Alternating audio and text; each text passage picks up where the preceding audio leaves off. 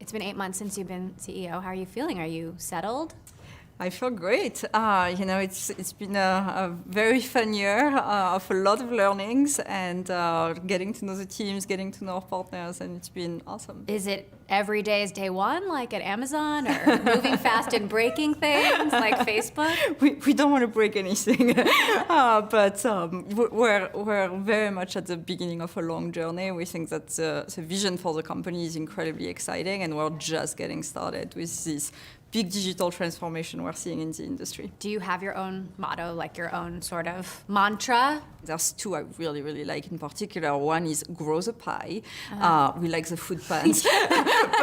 but the idea is that we make everyone better, like the entire industry better. And the other one that I really like is put it all on the table, because I think it's really important to have like transparency and like tell it like it is. So it's a good value to follow.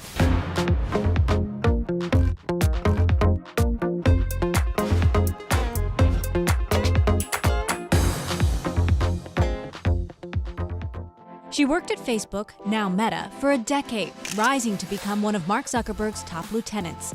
Now, Fيجي Simo is at the helm of grocery delivery upstart Instacart.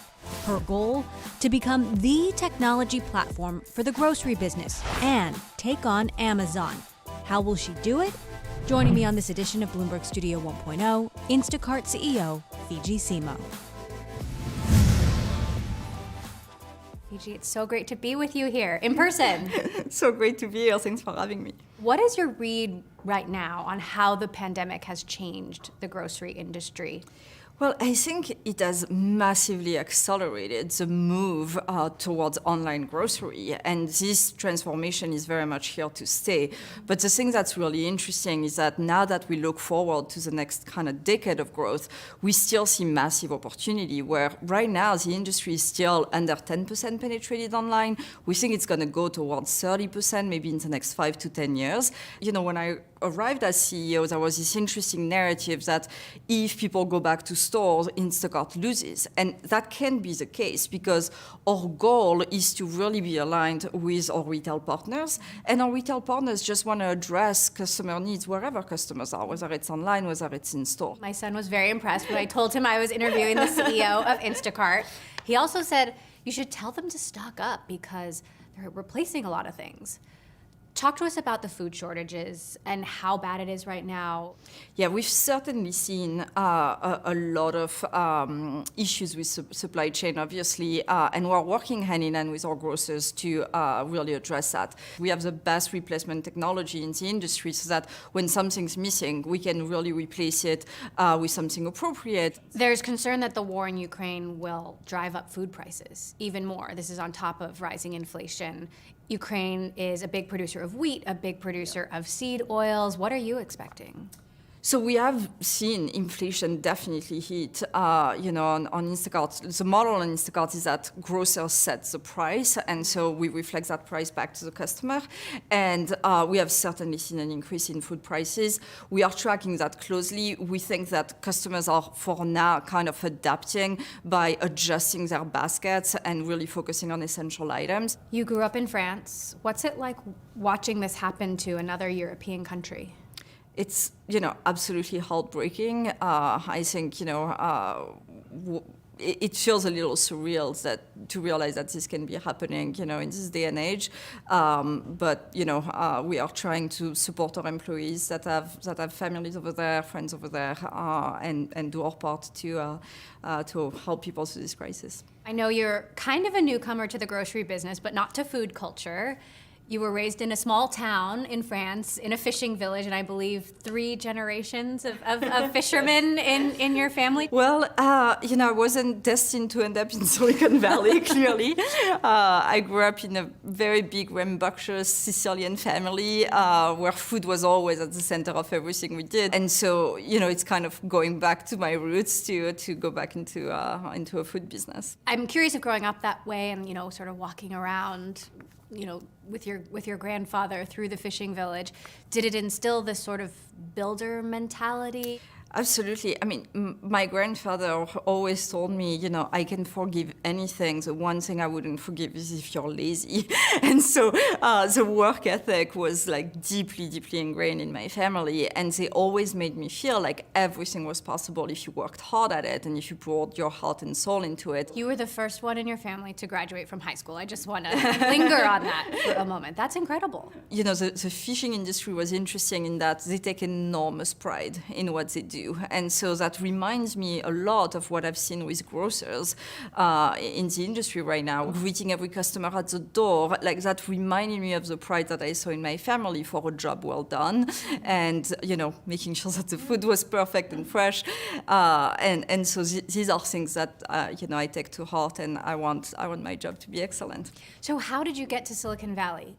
So I got to Silicon Valley about 15 years ago. I started my career at eBay and then moved to Facebook and spent 10 years at Facebook. There were a lot of people who took bets on me, even though I didn't look on paper that I was the perfect person for the job. But I had enormous grit and I worked very hard. And I think that really helped, carve a path. And here we are. You rose up through the ranks, working in almost every corner of the business. You became one of Mark Zuckerberg's top lieutenants in product. What did you learn there about what to do and what not to do as a leader? Yeah. Watching Mark operate for 10 years was kind of one of the best CEO schools you can ever imagine, because the thing he does incredibly well is that he thinks ahead, he thinks long term, and he tries to balance out the execution in the short term with a very long term view. I also learned that you need to be proactive when there's risks in your business, and we've seen that with Facebook. Mark Zuckerberg may be one of the most scrutinized, most criticized founders ever. Facebook, now Meta, is one of the most criticized companies ever. Is that warranted?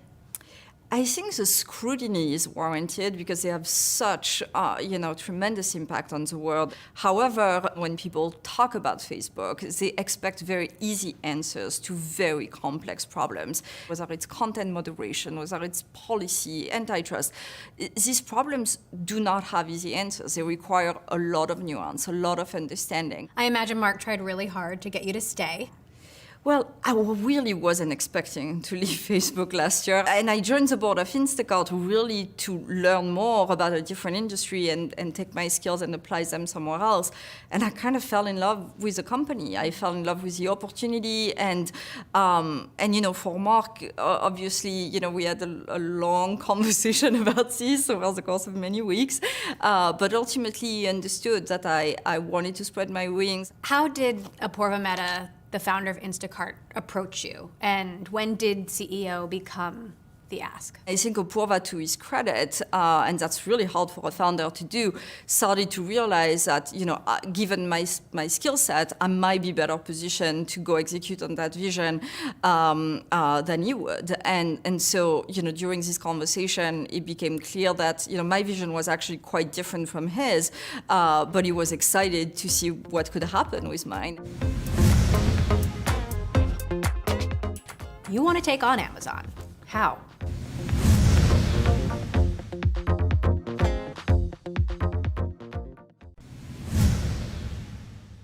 Some of the big moves you made right away: you started building out your executive team, you brought in women executives, you added strong women to the board, you brought in Carolyn Everson, your former colleague at Facebook. That didn't work out. Why didn't it work out? That didn't quite work out, indeed. When some things are not working out, and it's pretty obvious they're not, the best thing you can do is kind of, move quickly. And so the fact that Carolyn and I had a 10-year relationship made it easier to have the kind of hard conversation, like, hey, this isn't what we wanted on either side. And I think it's actually created a very big opportunity where now the team in charge of relationship with retailers reports directly to me, and that has allowed me to go much, much deeper into that, which is so critical for this business. Instacart is now a major player in the grocery industry, 70,000 stores, but you want to go bigger. Lay out the vision for us. So when I arrived at the company, it was so obvious to me that Instacart wasn't just an online grocery delivery company. I see the company is really the operating system for grocery, where we can work with our retailers who have, all of the expertise, craft, and care of retail, and marry that with our technology and fulfillment assets to really help them embrace this digital transformation. Amazon is shutting down a lot of its physical stores, its 4-star stores, but it's doubling down on grocery with Whole Foods and its Amazon Go stores. You want to take on Amazon. How? Well, we want to help our grocers have all of the technologies they need in order to compete with Amazon. To your point, Amazon is investing very heavily in grocery, and they have a ton of technological abilities. And that was a big part of why, in my first week in the job, I decided to acquire Kebbar, and which is a smart cart technology, because I want all of the grocers we work with to have the same edge that Amazon has. And so I see it as my responsibility to build all of the technologies that they need to compete with Amazon, so that we can be the antidote for them. Then there's Uber and DoorDash and GoPuff and go outside the United States, and the list goes on. How does Instacart stand out from all of these different players that are competing for a piece of that pie? These players fundamentally compete with our grocers. They want to attack the market by being first-party retailer, owning their own inventory. And so that's another approach at all. Our approach is really building technology and fulfillment to help our grocers.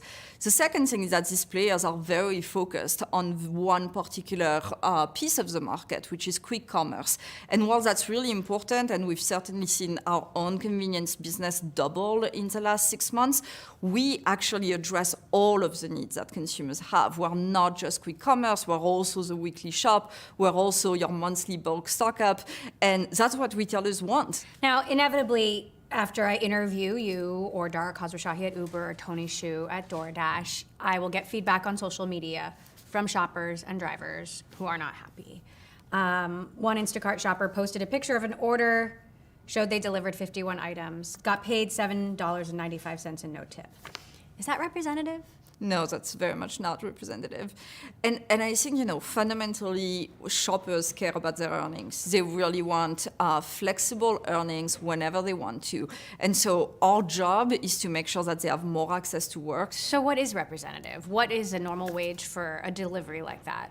We're very much in line with kind of industry average for these kinds of jobs. And so that's something that we always try to kind of nudge the consumer of like, hey, your shopper did a really good job. Can you tip a little more? What if they don't, though, right? I mean, you're leaving it up to the customer. And some customers think, well, you should build this into your price. We make it very transparent to the shopper before they accept an order, what the order is going to look like, how much we're going to pay them, and how much the consumer is paying them. And so they can decide whether they take an order or whether they refuse it. And that's the kind of flexibility that our shoppers really value and the kind of transparency that they want. Are you seeing a labor shortage right now? And what are you doing to combat that? It's different in different places. Our demographic of shoppers is completely different from food delivery and ride sharing. We're 70% women and half of them are moms. And that's because a lot of the job at Instacart is very different than just being in a car with strangers. It's about like going to the store, doing a good job of customer service, of really picking the right products for the consumer. And we are seeing that being very appealing to women. The instant delivery space, or 15-minute delivery space, is that something that you want to double down on? It's something that we absolutely want to offer because, again, we really think that our customers want the full range of options. 15-minute delivery is not going to be relevant for everything. I mean, it's going to be very relevant on Thursday night when I'm craving chocolate ice cream, and it's really an emergency when that happens. Exactly. So, chocolate chip cookie dough for me. You've made some strategic acquisitions, as you've mentioned. What about in the rapid delivery space? Joker, Gorilla? No, we haven't, and the main reason is because all of these players are doing very much first-party grocery. So that means they own inventory. And so it's not something that's interesting to us because our approach is really build the infrastructure so that our grocers can do 30-minute delivery or 50-minute delivery, whereas these players are doing it kind of on their own, bypassing the grocers. Do you think retailers trust you? Do they trust Instacart? So, when I took on the job, I was surprised by the strength of our retailer relationships. But there was always this kind of lingering question that retailers had for me, which was, what are your long-term intentions? Are you planning on becoming a retailer at some point? And I had to kind of address that head on and explain to them in great detail why it would make no sense for us to really go in that direction and why we were going to be able to build a much bigger company if we just focused on what we're good at. Many of your shoppers are women, as you say. As a woman CEO, are you taking a different strategy and a different approach to shoppers that you think might help restore trust with them? I've spent a lot of time with shoppers ever since I got started because I really wanted to understand their needs and what they were expecting from us as a company.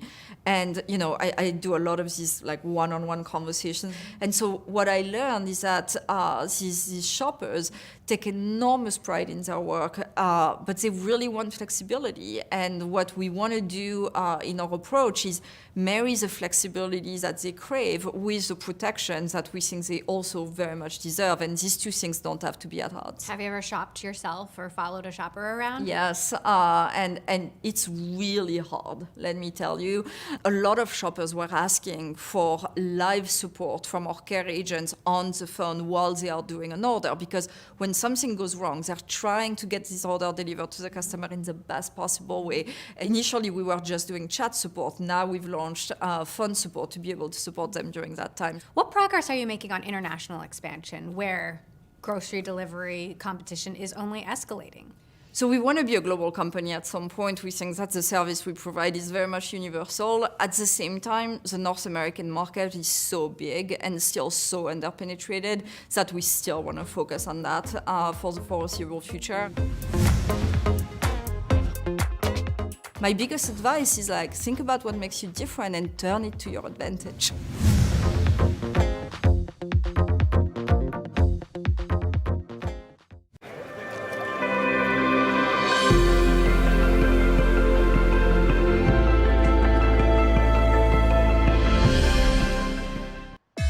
قطار الاقتصاد لا يتوقف، وبعد يوم طويل تحتاج لمعرفة أهم المستجدات التي قد تغير خريطة الغد.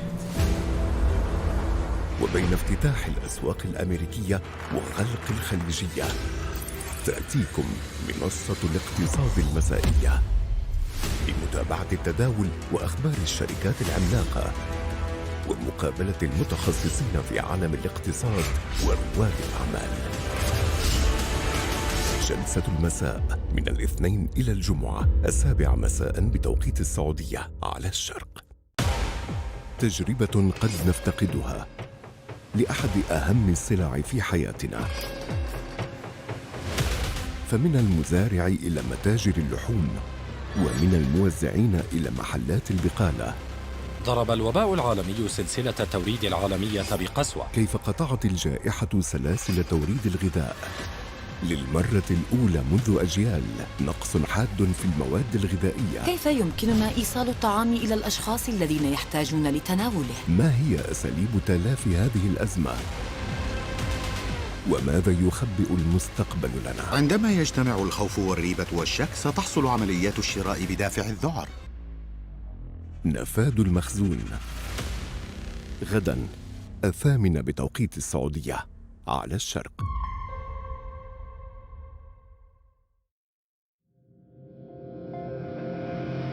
تشاهدون بعد قليل الرابط على الشرق.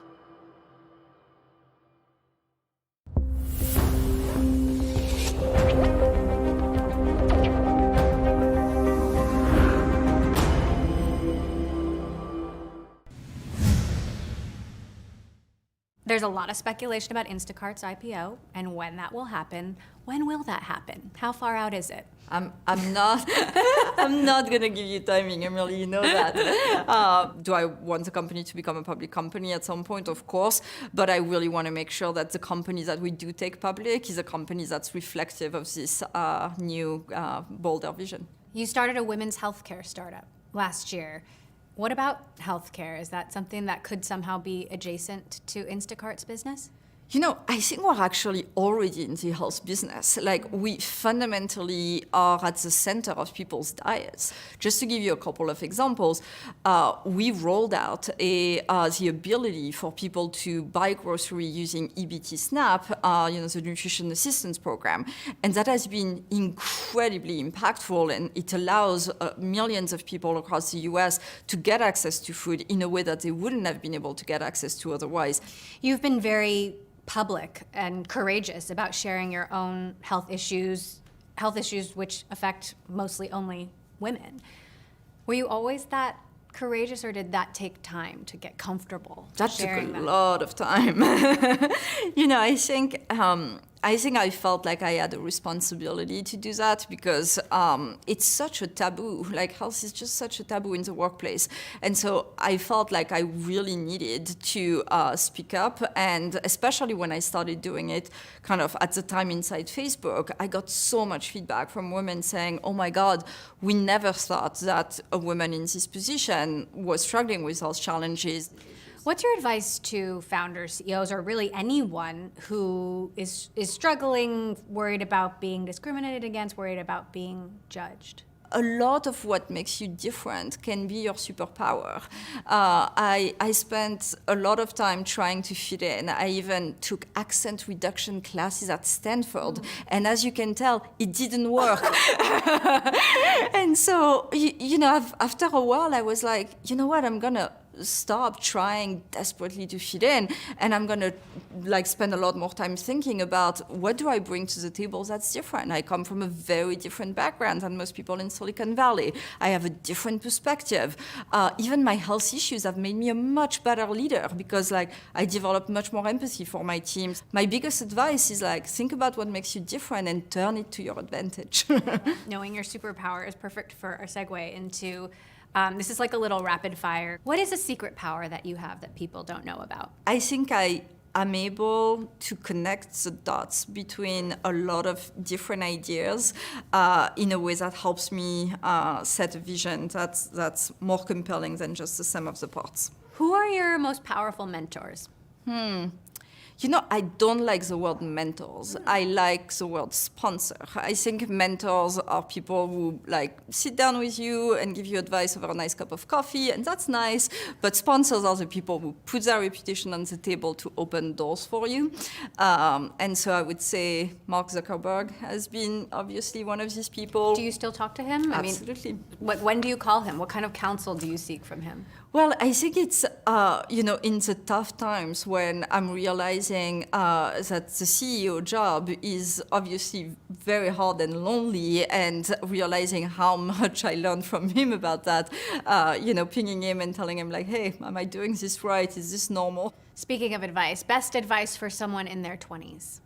Always give everything your best. Advice for women in particular about how to survive and thrive in the tech industry. Surround yourself with people who see the magic in you. People who know what makes you unique and reflect that back to you, and sometimes believe in you in times where you don't believe in yourself. Did you ever find it hard yourself? It's interesting because in hindsight, when you look at all of the hoops I had to jump through, of course it was hard, but in the moment, I kind of never thought about it as it being hard. I always say, you need to be very inflexible on the destination, but very flexible on the journey. And so in my mind, I was kind of clearing one branch after the other to get to the end state and trying to be flexible on how to get there. And I think that actually helps me, because if you focus so much on the obstacles, that's all you can see. And so was there bias, was there discrimination around me? Of course, we all know it exists. And ideally, we're going to make it easier over time to have fewer obstacles along the way and lift women up as we all rise. Last TV show you binged? Succession. It's so good. I know you have a daughter and a husband who cooks very good French pastries.